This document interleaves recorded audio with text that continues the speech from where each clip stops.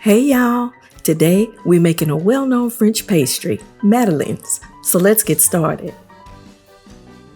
We start by browning some salted butter. Unsalted will also work. You'll just need to adjust your measurement for salt in the recipe. Simmer the butter over medium heat until the butter and solids are a rich brown color with golden highlights. Like making a roux, making brown butter requires intermittent stirring or swirling and vigilance because you can go from good to bad in the blink of an eye.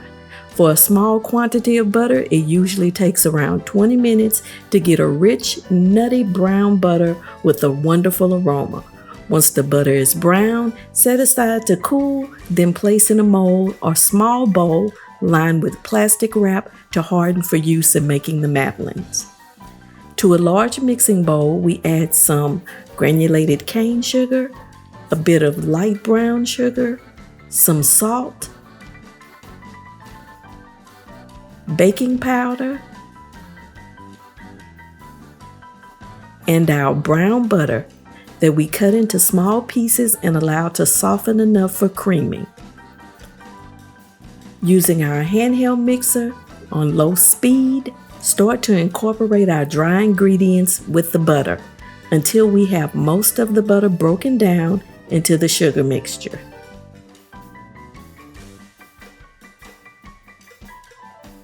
Then we add boiling water to make a water bath. Add enough water so that it comes up the side of the mixing bowl at least halfway to the ingredients. This is a crucial step. Then we want to increase the speed of the hand mixer and continue to incorporate until we have a slushy-like consistency. This is where the butter has completely melted and the sugar is 80% melted. This step can take up to 10 minutes depending on the strength of the hand mixer. This is the consistency you're looking for. The butter is melted and absorbed into the sugar, and when mixing with a spatula, you're still able to feel some of the sugar granules in the slushy mixture. Now, we're going to add some room temperature eggs one at a time while mixing on high. It is important that the eggs are not cold. You will see an immediate change in the consistency and volume of the batter when the first egg is introduced. Each egg must be fully incorporated, so beat at least 1 to 2 minutes per egg. Next, we add a bit of warm whole milk, a little at a time. Keep moving the mixer around.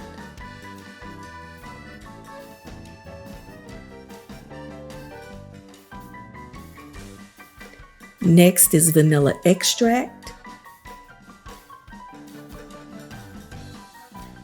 some fresh lemon juice because these are lemon flavored, and food grade lemon oil. I prefer oil to zest to achieve a true and robust lemon flavor. This is our preferred brand. This video is not sponsored, so use whatever you like. Just remember, all oils are not the same. Oils vary in strength, so you may need a little more or less of your preferred brand. Make sure all of the liquids and flavors are well incorporated. Then add sifted pastry flour to the mixture. Creole madeleines are more sponge cake than cookie, but the cakes are able to stand up to dunking in tea and coffee, which is how the older Creoles enjoy them. Creole madeleines have just a bit more structure than pound cake. I find that pastry flour lends itself to that structure a bit better than all-purpose flour. Now there are two options here. You either fold the flour into the batter with a spatula and then beat, or you can start on the lowest mixer setting to incorporate the flour and then increase the speed.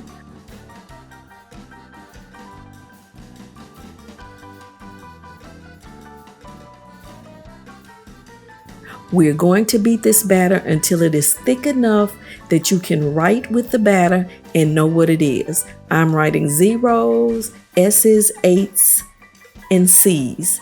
So this batter is not as thick as a genoise sponge cake batter, but it's close. Then you want to cover the batter and refrigerate for at least 2 hours.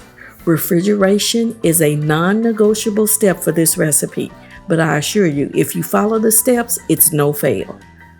The madeleines will bake with a perfect hump, crisp edges, and spongy middle. Okay, 2 hours later, and our batter is set like a thick, semi-soft batter. This is what you want. For this pan, 3/4 ounce scoops placed in the middle of each prepared shell is perfect.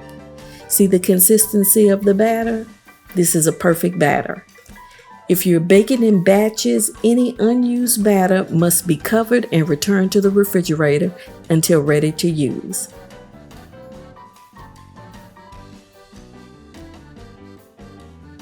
And you want to bake in a preheated 350-degree oven for 11 minutes. And voila! Perfect Creole-style lemon madeleines. Allow them to cool in a pan for 5 minutes before removing. And you see? Perfect hump, golden brown, slight crisp edges. Now there are several ways to serve. This is a simple lemon glaze that combines sifted confectionery sugar, melted salted butter, some fresh lemon juice, and a bit of whole milk if needed to achieve the right consistency. Then you can dip the cakes and allow them to dry. The kids love these. You can also serve with a sprinkle of confectionery sugar on the shell side, or serve them plain. Please remember to serve hump side up if serving to Creole elders. You'll never get the Best Baking Award if you serve plain madeleines hump side down. And there you have it, Creole-style lemon madeleines. Give them a try. If you enjoyed this video, please like and consider subscribing. We love to have you as a part of our Creole and Cajun cooking community.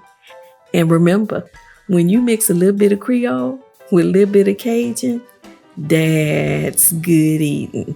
See y'all next time.